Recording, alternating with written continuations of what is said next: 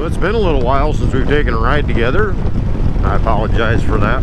Life has been getting incredibly busy with work and other things, so I haven't been doing very many videos. We're going out for a ride today. Where we're gonna go, I don't know. I was thinking about a really long ride today, maybe even an iron butt, but time didn't work out. I got up this morning and it was pouring rain, so that just wasn't going to happen. I knew it was going to clear off a little bit later in the day, so here we are going down Route 8, Central New York. I'm going to stop and grab some gas in a minute, hit some twisties in a few areas, but other than that, I really don't know where we're going to go today. I'm going to go where the road takes us, I guess. See what happens.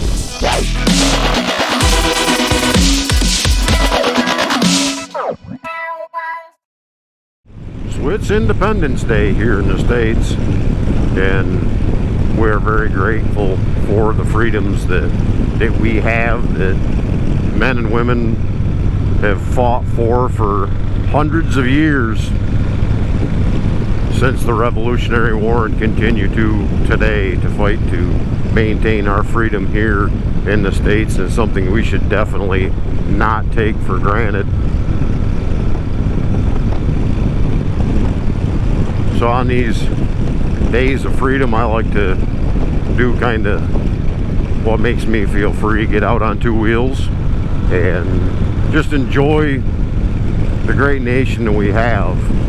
As I said before, I was considering doing an iron butt until I got up just in time to see it pouring, which is a good thing. We definitely need the rain here in Central New York. It's been raining on and off for a couple days, but we definitely need the rain. I know Canadians need it even more than we do, because they've got a lot of wildfires going on up there, and this is actually the first time that we've had a clear, I would say, smog-free day in a couple weeks.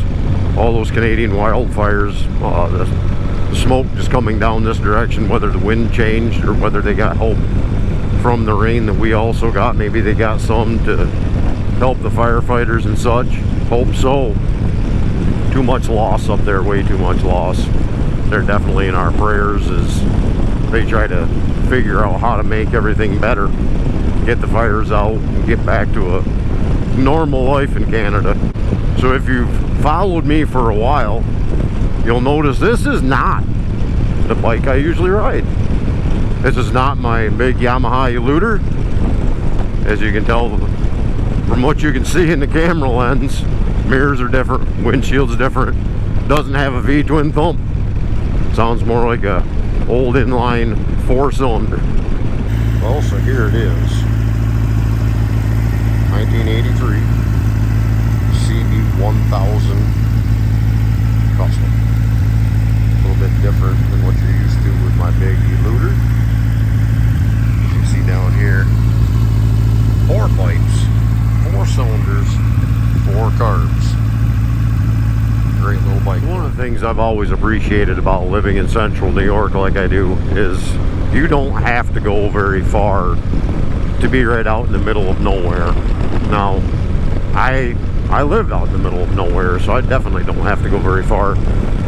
But I think when they designed these roads, it was more following the farmer's path, like, oh, we're right here with mud all over the road, but following the farmer's paths and that type of thing, because anybody in their right mind that knows how to design roads definitely would not have put the twists and turns in them that we have in this area. However, that works great for us on two wheels, because we have twisty, windy roads literally everywhere around us. Like these with the 20-mile-an-hour turns. I don't know, maybe 15 miles at the most from home, and you run into these types of areas, and this is like 10 to 15 miles around here of these twists and turns. It straightens out a little bit here and there, but just the twisties, the riding that we have in central New York is absolutely amazing. I know there are other areas that may have more scenic outlook type things, but if you like riding the curves like I do, there's nothing like this area of central New York to get that. Within, I'd say, about an hour and a half of my house, you can be at the Hawk's Nest, and I know I've done a video on that before. It's about 1 mile of just continuous twists and turns. Probably the best riding area in my mind around. So you got to ride an hour and a half to 2 hours to get there to ride 1 mile of great riding. But one side of the road is sheer rock straight up, the other side is sheer rock straight down. It's right on the edge of the Delaware River that splits New York and Pennsylvania. Absolutely gorgeous area in my opinion. So now that I've given you a tour of what I'm riding, what do you think? Comment below. Why in the world did I buy a 40-year-old bike? And why very soon am I going to be showing you my 42-year-old bike? Well, I've been watching some YouTubers that have bought some 80-somethings Japanese bikes, and there's just something about the styling, something about that inline 4-cylinder that most Japanese manufacturers had back in the 80s. I don't know, the look, the sound, the whole deal. It's just something that I truly enjoy. I learned to ride back when I was probably 12, maybe 13 years old on basically this same type of bike. It was a Honda CB 650 custom, two-tone blue. It was my dad's bike. I was riding dirt bikes a little bit at the time, and well, Dad was a little bit of an outlaw like I can be sometimes, and he really didn't care if I rode it or not. I was probably 5'9", 5'10" at the time, so it wasn't like I was a short little kid. I was skinny little run, but throw a jacket on, throw a full face helmet on, nobody would know. So I'm not promoting or condoning illegal activity on the bike, just letting you know what I did, how I grew up.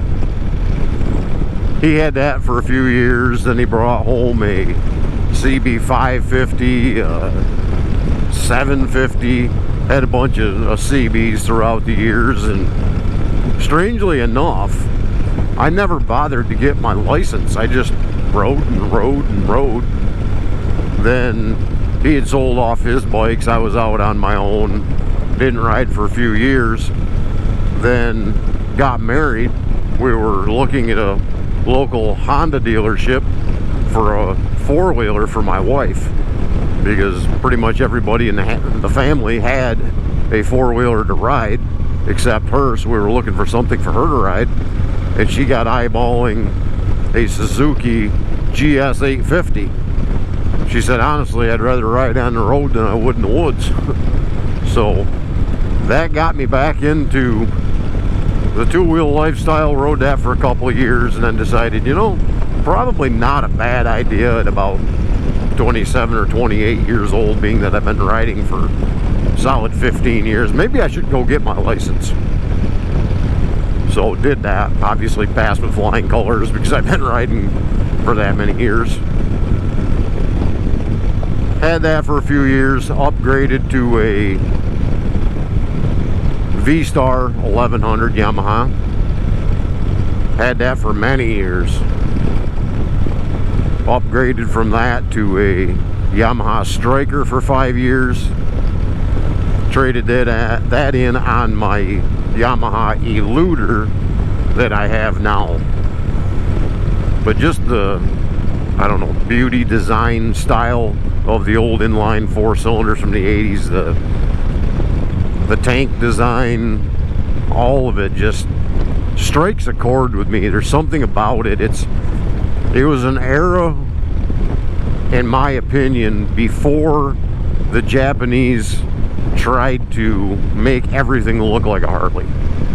It's back when they had their own styling. They did their own thing. They weren't worried about trying to be Harley or trying to beat Harley. They were just doing their own designs, and there was just something nice and something pure about their design. Again, before they tried to be Harley. So that's why I bought the one that I'm going to be showing you probably a few videos from now. It's actually at a buddy's shop right now getting tires put on it because I'm not a tire guy and he's a dealership and he can slap them on pretty quick. But over the 4th of July holiday and weekend, he's closed for a few days. Couldn't get it done so I could ride it today. Otherwise I'd be riding that bike just to do a shakedown on it. So I'll be introducing you to that one, like I said, in another video or two. When I got it, it ran pretty poorly on 3 of the 4 cylinders, and the other one didn't run at all. So I brought it home. There was no noises in the bottom end or anything, so I figured it was a safe bet. I could part it out and get my 700 back. I wasn't too concerned. It was worth more than that, especially if I could get it running. So I brought it home, kind of played around with it a little bit. Didn't have a lot of time. It was cold, no heat in my garage.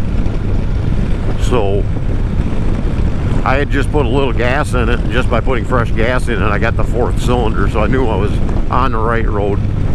Figured it could be electrical, but probably carburetor problem. So I dumped a jug of Seafoam in it, and I'm not usually a huge fan of using chemicals because if there's anything in the tank, it can now plug up the carbs. It can be a bigger problem than good, but the tank seemed clean and the carbs seemed pretty nasty, so I was willing to take that chance. I was going to have to pull the carbs off anyway, so it really didn't matter. So I dumped a whole jug of Seafoam in it, put a little more gas in it, about the same amount as I did the Seafoam, and then just literally shoved it in the back corner of my garage for about a year. Did nothing with it. I was kind of annoyed by it. Needed a few more parts and pieces that were hard to get. Did enough research, found them, so I was able to put things back together. But in the meantime, just scrolling through Marketplace, I found this CB1000. Seemed like a pretty decent deal. Really decent condition. Definitely needs some stuff, but not bad. A lot of Amish in this area. Amish children walking down the road. Well, it seemed like a pretty good deal, so I jumped on it. The gentleman that sold it to me seemed like a good, respectable, honest guy, so I took him at his word for what it was. Turns out he was just as I read him. Good, honest guy. And it was exactly what he said it was. So made out good there. Sometimes the Marketplace experience can be poor, but this guy told me what it was, and it's exactly what it was. He didn't try to misrepresent anything. So with that, I got this right on the road as soon as I got home with it, within a couple of days. Started riding. Seemed like a nice, good bike. But then it's still in the back of my mind, that other one. So with that other one, it didn't have a battery even in it because the battery was just totally toast. So I hooked my battery charger up to the cables themselves, see if it would even start after sitting for a year. And the story was with that bike is it literally had been sitting 24 years in a barn, only had 10,000 miles on it, and again, like I said a moment ago, it's 42 years old. So it's an 81. I'll give you that much information about it till I show it to you, but it's an 81, sat 24 years in a barn, so who knows. So I hooked the battery charger up to it. Dumb thing fired right up, ran on all four, and ran fairly well. A lot of pieces, parts, and soot and crud came flying out the pipes on it, which I anticipated with that seafoam just in there chewing in the carbs. So I went over, threw a plate on it, and I've ridden it probably 60 or so miles, and the thing runs good. But I laugh because, again, back to this bike, I didn't know much about it other than what the seller had told me, and again, totally honest about what it was, and I was very grateful for that. And I'm not sure if any of you follow or know a YouTuber named Adam Sandoval. Well, he's on his Great American Convoy to visit 120 Harley dealerships and attempt to raise $500,000 for the Wounded Warrior Project. As soon as he had announced that and that he was coming to all 48 states, that was one of my goals. I wanted to meet Adam. I've been watching him since he was doing his original tour of visiting all the Harley dealerships in the lower 48, which he did. He's the only person that's ever done that. He did it in one continuous ride. So he was gonna, because of the 120th anniversary of Harley, he was gonna visit 120 Harley Davidson dealerships. Knowing he was gonna come to New York, I kept an eye out for where he was gonna be and when he was gonna be. Well, he was going to be in FX Caprera Harley Davidson in Adams Center, New York, which is probably in the ballpark of 100 miles from me, which is no big deal. Couple hour ride, 210, 215, something like that. So I got out of work early, jumped on my big Yamaha Eluder. That thing just eats up the miles, crushes miles. That thing is just an amazing, amazing bike for any distance. I hop on it, and wouldn't you know, the battery, I don't know if it had a broken cell in the battery or what the problem was, but that battery was absolute shot. It wasn't even enough to turn on anything electronic on the bike. It was dead. Threw the battery charger on it for a little while. Figured, well, maybe something drew it down, maybe I left something on, I don't know. Nope, wouldn't take a charge. So I jumped on a 40-year-old CB1000 and I made that ride to Adams Center to join Adam Sandoval on the Great American Convoy, and it was an absolute honor to meet him.